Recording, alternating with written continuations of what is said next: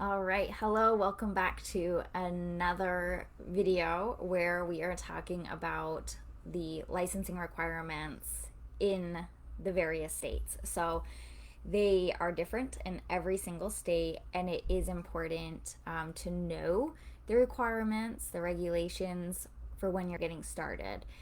It can be a little bit overwhelming, there can be a lot going on. um, but we take it piece by piece and we just break it all down, and no worries, we'll get there with it. So today we are looking at California, Colorado, Connecticut, and Delaware. And before we get started, I just want to quick introduce myself. My name is Bethany. If we have not yet met, I am a family caregiver, have been for 20 years.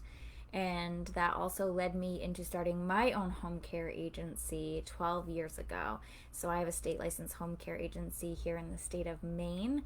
And I just think it's like so wonderful, so rewarding.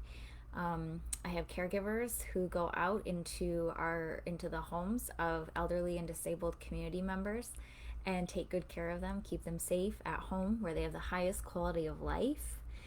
And it's this huge, beautiful ripple effect with home care. So I decided, I guess it was sometime last year, that I really wanted to get all my information together about how to start a home care agency, all the pieces together for fellow entrepreneurs who maybe are needing help with getting started, maybe just needing some help with some documentation, or something else to complete licensure or registration. And I wanted to do that because it took me like 2 years to get started because of all the overwhelm and all the pieces and not having the resources. So I really want to eliminate that and help you get your home care agency up and going faster, because that's better for you, it's better for your community, and the need is huge. The need is like booming every single day. So hi Jackson, Alicia, thanks for being here, thanks for being back, coming back. I did see your comment after the video glitched and ended, so hello. Yeah, so we will be getting to Virginia. I think there's a few people in the group so far that are from Virginia, so we're gonna definitely be getting to Virginia sooner rather than later. So we'll have that discussion. We'll do it next week. Let's just do it next week. Let's call it. All right, so for right now, though, let's talk about California. And even if this isn't your state, it's kind of interesting to learn about all the different requirements. I'm actually like having a lot of fun doing this myself. So they all are different, and every state requires different things. Some lean heavy on some things or lighter on others. The application fee varies greatly in cost. It's really quite incredible how this all works when you think about it. But we're going to breeze over some of these. This is right from the state's website, so I will share the documentation for you to have. If this is your state we're talking about today, you can print it out, have it, review it, make your little make a little check sheet of things that you need to get working on to get your agency up and going. All right, so we need in California, there's a few things that we need. Of course, we need our application, there's a fee, we need to submit proof of professional and general liability insurance, and they have a requirement here, and most states do, and this is actually pretty typical, of $1 million per occurrence and $3 million in the aggregate. You have to submit proof of workman's compensation policy that would cover all of your home aids. So right there, what does that tell us about California?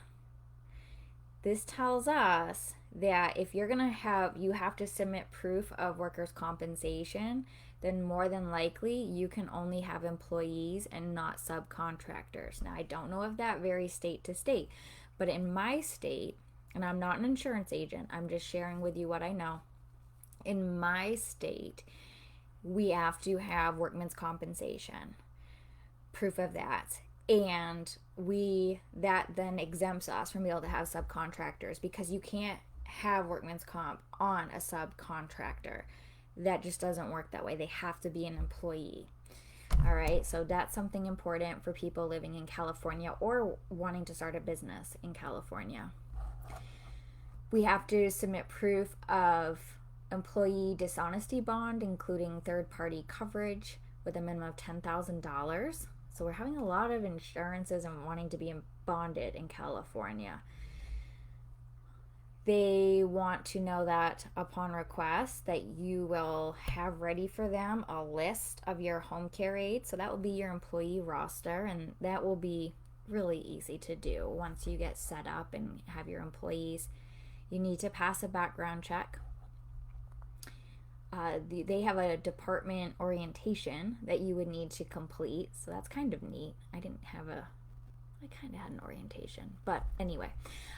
Do not have out any outstanding civil penalties due to the department. And let's see, there's some other things that they want to have you do in here, like have a list of if you have a board of directors, you're going to have evidence of that and what their obligations are. You're going to have the home care organization's laws, their bylaws, and their regulations. So they want you to have those. So when we start talking about all these pieces, it starts to feel like, oh boy, that's a lot. Like, I just want to get out there and take care of people. But there's like all these other things. And these things are wonderful. These checks and balances, they are wonderful. And they do help your agency to function efficiently, smoothly, and like the business you want it to be. It's just getting through these pieces, but I will help you do that. So that's a little bird's eye view of what's going on in California. Let's go ahead and look in Colorado now about what Colorado is up to, what they are needing from us. So if we're going to start a home care agency in Colorado, all right, so hold on a second. I got scrolling and reading this morning. I was drinking my coffee and I was reading all this, and I just kept going and going. So let me get back to where I need to be here.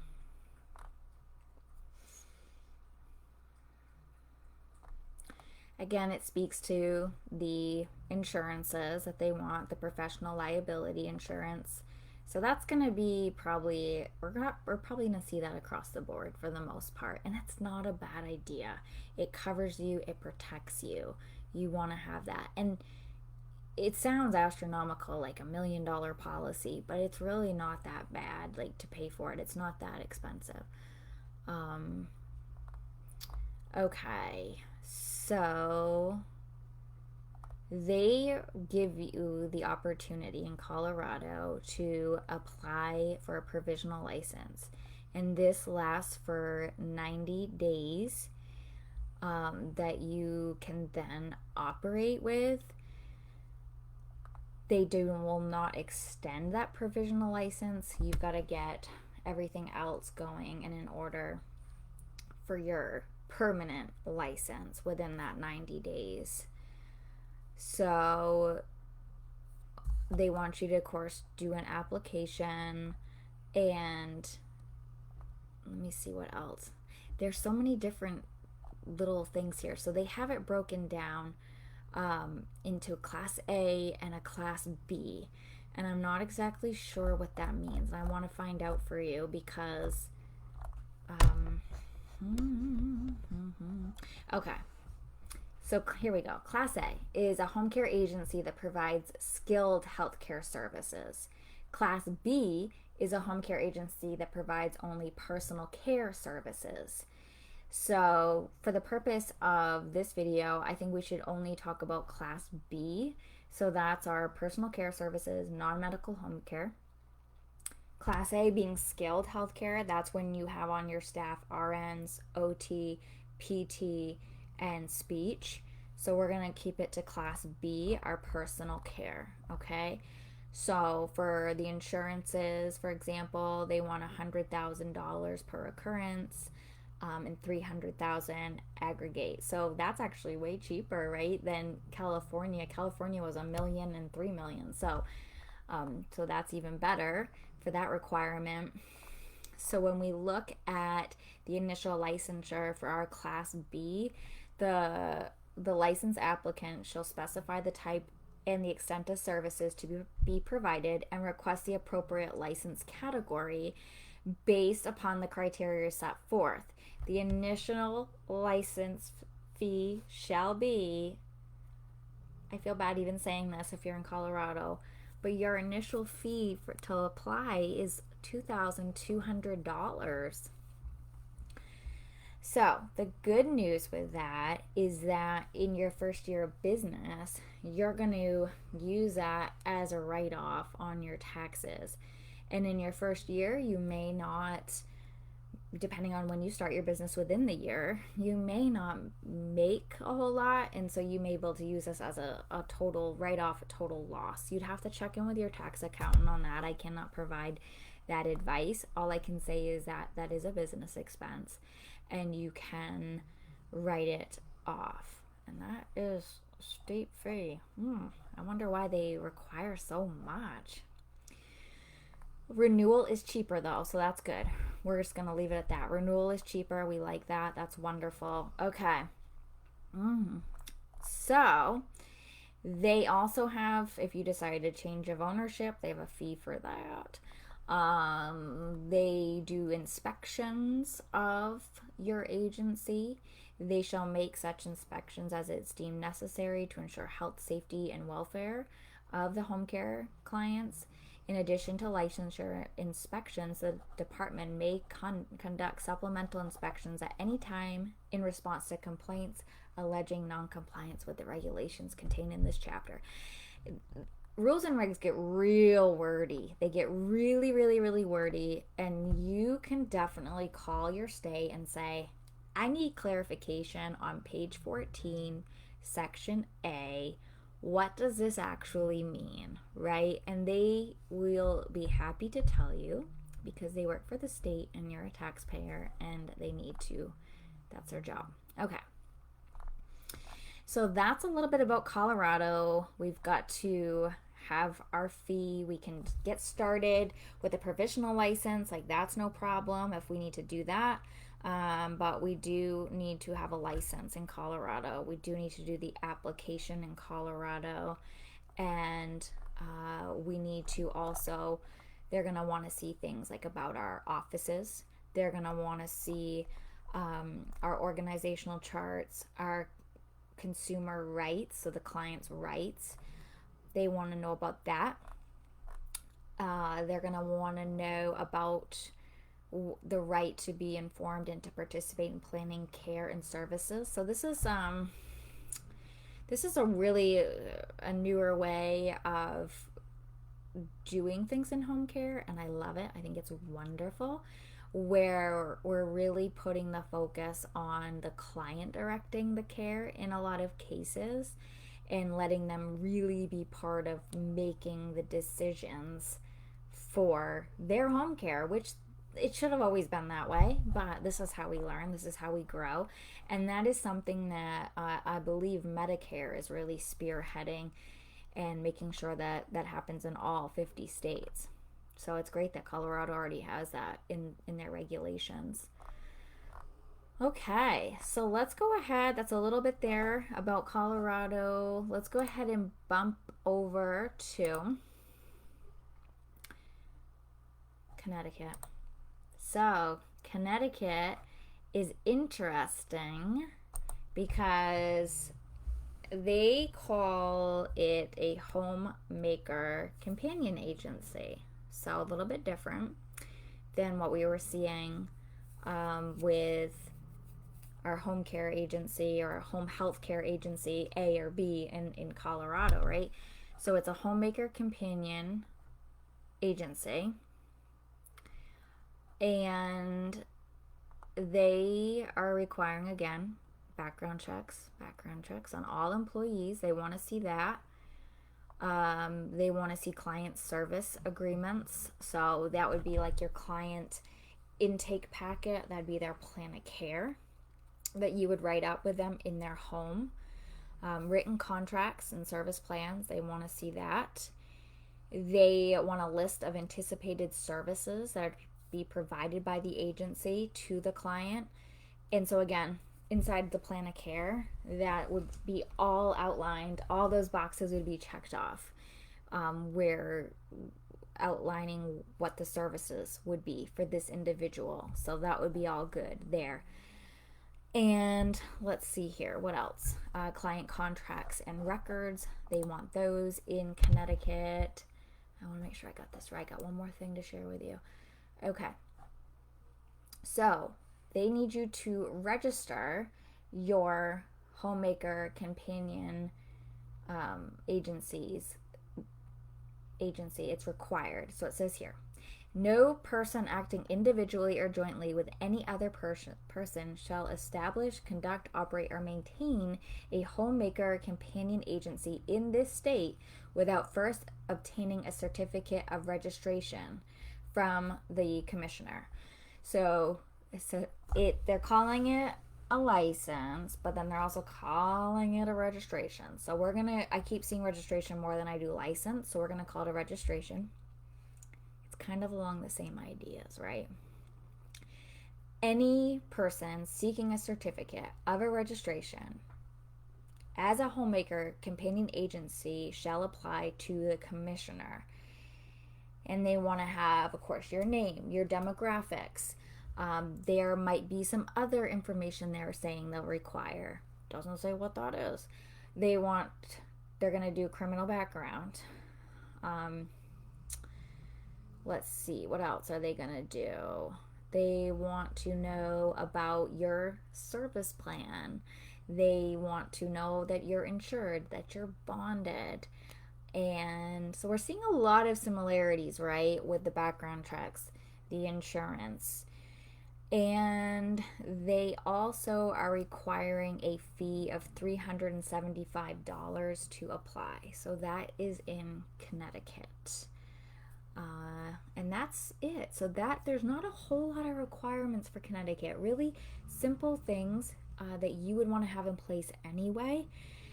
So that one looks pretty easy breezy. Okay, let's go ahead and jump over now to our last one, which is Delaware. Delaware. I'll make sure I'm in the right spot. Okay.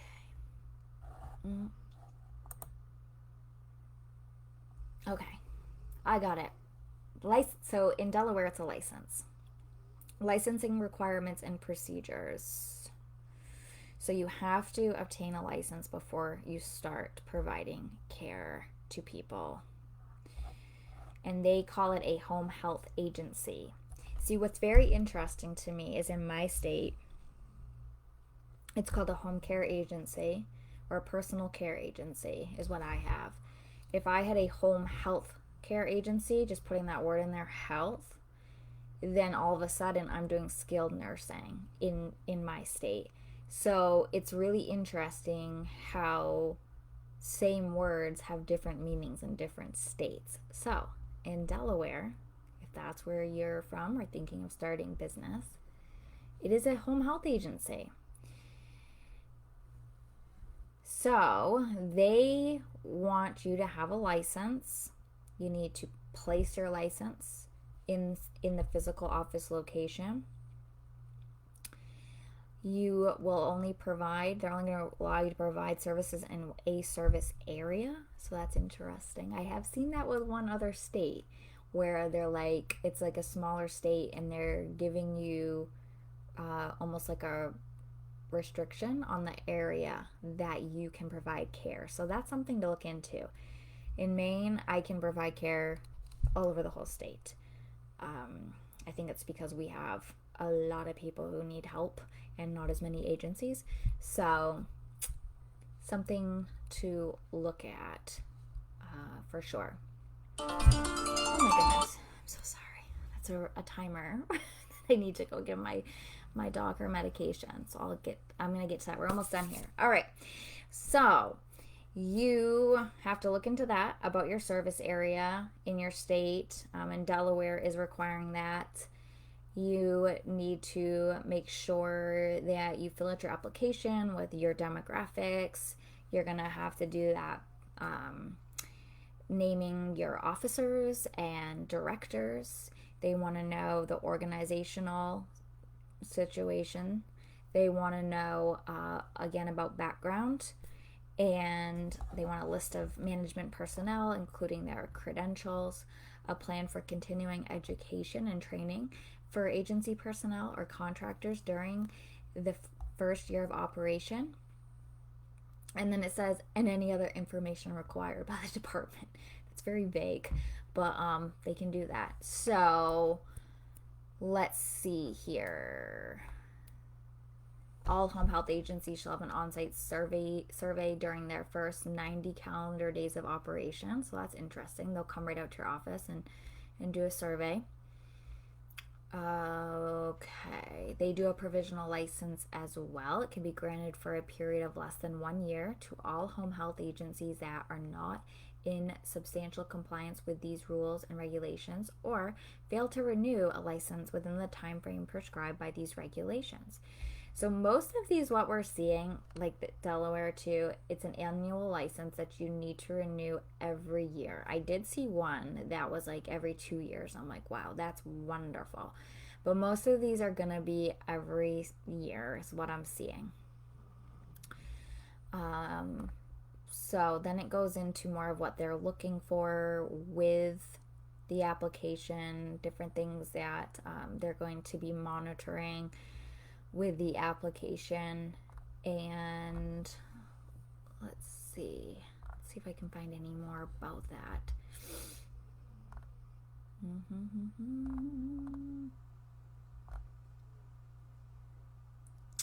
They want all your records maintained. No policy shall be adopted by the home health agency which are in conflict with their regulations, the state regulations. Reports of incidents, accidents, and medical emergencies shall be kept on file at the agency for a minimum of 6 years. Yeah, that's pretty normal. The home health agency shall advise the department in writing within 30 calendar days following any change in the designation of the director or clinical director within the agency. So they want to know who's in charge. That's pretty normal as well. I've seen that. Let's see what else. There's quite a bit with Delaware, I'm not going to lie. There's a lot going on here. They really break it down by governing body, administrative personnel, then like it just goes on and on and on, which is good. It's good that they have it, and they have it. Maybe they have this so well done if you're in Delaware that you won't have any questions because it's all here. So which is really wonderful. Patient care management, they have all this, records and reports, what they want in the record and report. So I would probably be here till midnight if I went through all of this, but I will definitely be sharing with you where you can find more on this. Yeah, Jackson Alicia says, yes, the paperwork is a lot. People charge so much. Absolutely. The license is $500 in Virginia. Okay, so that's good to know. Thank you for sharing that with me. Yeah, we're going to be getting to that next week. We decided that's a good idea. And anything that you're needing help with, if there's any paperwork pieces you're needing help with, do let me know what your questions are. Let me know. And thank you for being here. I will catch up with you at another time. All right, take care.